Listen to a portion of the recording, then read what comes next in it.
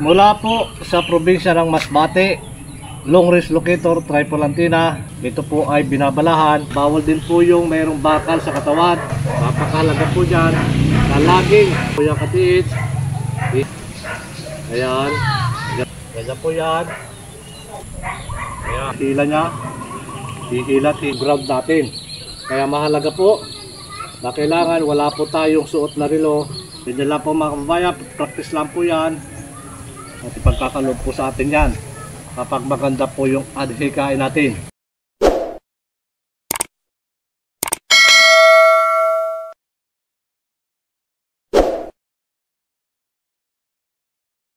Mula po sa probinsya ng Masbate, long range locator triple antenna ang pinusuan po ng ating isang ka-TH. At muli po, ito ay aking ididemo. At ganoon na rin mga ka-TH, mga kababayan, ito pong long range locator triple antenna. Ito po ay binabalahan. Kung ano po yung ibabala, yun po ang ilulukit ng ating triple antenna. Kaya mga kababayan, mga ka-TH, meron po akong pambala dito. Ito po yung ring na 24 carats. Ayan, na siya kung gagamitin bala ng triple antenna. At meron din po akong ilulukit dito. Ito po yung bracelet na 18 carats gold.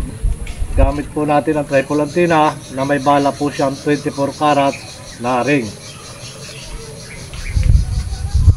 At mahalaga ka-TH na kapag ginamit mo po itong triple antenna, dapat pahid mo po yung dulo ng antenna sa lupa. Kahit saan site ka magpunta ay napakahalaga po niyan. Yan po ay may angkop na lupa o mga load na kinalagay na nakapagpabilis po, lalo na kung ang site po natin ay medyo mababa, nasa baybayin ng bundok, walang signal. Ay katulad po nitong ating triple antenna, mas mapapabilis po yung paghanap ng atin pong hinahanap. So mga kababayan, mga ka-TH, napakahalaga po niyan na kahit ilang segundo lamang ay iyong ipapahid ang dulo ng antenna. At kapag gamit mo pa rin po mga ka-TH, mga kababayan, ng triple antenna, mahalaga po yung kaisipan natin ay focus po doon sa ating hinahanap at hindi po naglalayat. Dapat wala po tayo suot na relo, singsing, kwintas, arites o cellphone na nakalagay po dito sa ating balat. Ganoon na rin po, bawal din po yung mayroong bakal sa katawan na katulad po ng operado. At ito mga ka-TH, mga kababayan, sa paggamit mo pa rin po ng ating triple antenna, napakahalaga po dyan na laging manggagaling po sa baba. Ito po ang ating pagtaas. Yan, ito ka-TH, wala pa rin sa baba. Yan, doon pa rin po yan magtuturo sa ating pong target. Ayan, yan po yung ka-TH. Hihilahin po ng aura ng gold. Ito pong ating triple antenna. Ayan, ganun po yung paggamit ng ating pong triple antenna. Ayan, sigapin nyo po mga kababayan na kahit isang kamay lamang sa paggamit po ng ating triple antenna. Ayan, ganyan po yan. Ganun po kalakas yung ating triple antenna. Ayan, doon pa rin siya nagtuturo. Ayan, doon pa rin siya. Ayan, doon pa rin.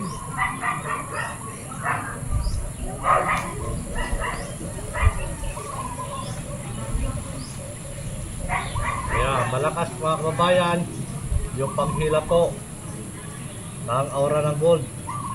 Hinihila po yung ating antenna na parang minabagnet. Ayan. Ayan, doon pa rin. Kailangan sikapin nyo po na makapagpagalaw po kayo ng anumang klase locator. Ayan, doon pa rin yan. Hayaan mo lang yung paghila nya. Hihila po yan at magtuturo po doon sa ating target. Kaya sikapin nyo po na matuto. At laging practice lagi po sa paghawak po ng locator. At kapag kayo po ay natuto na, napakasimple na po yan para makapagpagalaw po kayo ng locator. Ayan. At ito pa rin mga kababayan, ganyan pa rin yan, doon pa rin siya natuturo. At ito po ay aking tatapatan. Kapag natapatan ko po yan, ito po gold na atin po inilolocate. Ang ating triple antenna po ay magbibigay signal. Kapag natapatan na po natin, yan po ay mararamdaman ninyo yung pag-ikot ng ating po triple antenna. Kapag ikot ka mga katis ng triple antenna, mararamdaman mo po yan, maalwan po yung kanyang pag-ikot. Maalwan, hindi po yan mahirap. Na kapag yan po ay paikutin natin, hindi po mahirap na paikutin. Magaan po yan kapag tinapatan mo na po yung gold. Maging sa bulyon po ng tubig, kapag ikot po yan, napakagaan. Kaya mga kababayan, at ito po yung target natin. Akin pong tatapatan. At sa pagkuha pa rin po ng ground, yan, ganyan pa rin. Kapag ito po ay ating natapatan na, ang ating pong locator, ayan, yan na po yung pag-ikot ng ating triple antenna. Yan, dahil bumubuo na po siya ng frequency, may ground na po yan, magnetic field na po yan mga kababayan. At ganito na po, bumubuo ng frequency. Ito po ang ating triple antenna, lalo na kapag yan po ay atin pong natapatan na, nandyan na po yung ground natin. Kaya mahalaga po na kailangan wala po tayong suot na relo o ano po mang bagay na akin pong sinasabi. Kaya para hindi po yan pukontrad po doon sa ating pag-ground patungo po doon sa gold na atin pong hinahanap. At mga kababayan, kung binalahan mo po ito ng gold at meron kang dalang silver, dapat hindi po nyo pagsasamahin yan. Isa lamang po, kung gold lamang po ang inyong ibabala dito. At hindi po pwede silang magsabay. Kaya ito pa rin mga kababayan, sa paggamit pa rin po ng triple antenna, yan, ganyan lang po mga kababayan, practice lang po yan. At kapag lagi po kayo papractice, kadalasan mas mabilis po nating matutok yan yung paggalaw at ipagkakaloob po sa atin yan, lalo na po kapag maganda po yung adhikain natin. At ito po pa rin mga kababayan, yan, hihintayin mo lang po yan na gagalaw, steady mo lang po yan at hintayin mo hilahin po yan ng aura ng gold. Yan, ito pa rin, yan pa rin. At ito po sa pangalawang pagkakataon ay aking pong tatapatan. Ito po ang ating target. Ayan, ganun po siya kalakas. At dapat pag tatapat ka po doon sa ating gold, ay ipipermis mo na po yung pagpisin mo dito sa atin pong handle. Kailangan po yan, napakahalaga po yan na dyan po tayo kukuha ng ground papunta po doon sa ating target. Yan, ganyan po yan. At tandaan na po tayong lalapit, at pag lumapit na po tayo, ang ating pong triple antenna ay nandyan na po yan, bumubuo na po yan ng frequency. Ayan, magaan yung kanyang pag-ikot mga katiis. Sundan nyo lamang po yan, at yan po ay bibilis ng bibilis, lalo na kapag bumuo na po yan ng frequency. Kaya ganyan po yan, kapag ikot po ng ating triple antenna, yan po ay sa unay mabagal hanggang yan po ay nakabuo na ng frequency. Utay-utay na po yung bibilis ng kanya. Kaya ito na katiks, ito na po yung pinusuhan ng ating sa kababayan mula po sa probinsya ng Masbate. Yan, ito na katiks. Ayan, medyo may bigat lang po ito at hindi ko maiwasan na ang kamay po natin ay gumalaw. Yan. At muli po mga kababayan, mga katiks, sa pangatlong pagkakataon po na muli ko po ipinapaalala sa lahat po ng ating mga kababayan. Yan, kapag gagamit na po tayo ng triple antenna, yan, ganyan lang po yung inyong gagawin.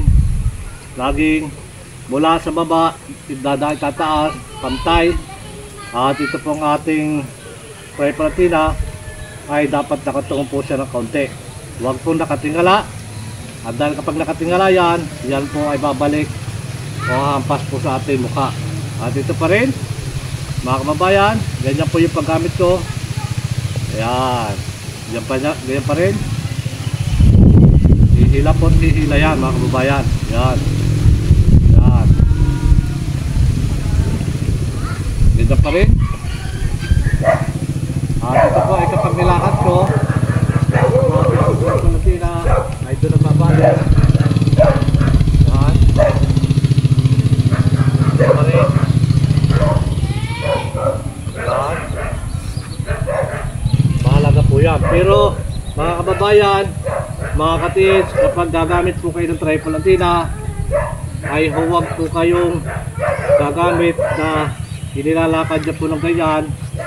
Huwag po yan. Gagawin nyo lamang po yan kapag tapos na po ninyong i-detect, na katulad po ng ginagawa ko na kailangan tumigil ka, umistop ka, at saka mo po itataas ang tripod antenna. Yan. Ganyan po yung gagawin. Mahalaga po yan, at hindi po dapat kailangan naglalakad tayo na ang ating po tripod antenna ay saka lamang siya gagalaw kapag lalakad tayo. Ang tripod antenna po, anumang klase locator, na kahit naka-steady ka, kapag itinaas mo po yan, hindi mo na kailangan ilakad pa na katulad po ng garine. Dahil kapag naglalakad po yan ay gagalaw po yan, dahil sa pamamagitan po ng ating paglakad ay mapipilitang magturo ito po ang ating locator kapag naglalakad ka. So dapat napakahalaga po na tumigil ka at saka mo itaas ang ganyan, at hindi na po magpapagalaw dyan yung paglakad natin. Kundi naka-steady po yan, doon natin mararamdaman yung paghatak po ng aura ng gold sa ating locator. Muli po mga kababayan, mga katiits, maraming salamat pong muli sa patuloy nanonood po ng aking mga ina-upload na video mula po sa probinsya ng Masbate. Shout out po sa inyo lahat dyan, at pagpalain tayo ng maraming biyaya at higit po ang isang magandang kalusugan. Mula po sa probinsya ng Masbate, ito po yung iyong pinusuan, long range locator tripod antenna. Maraming salamat mga katiits. Hanggang sa muli po.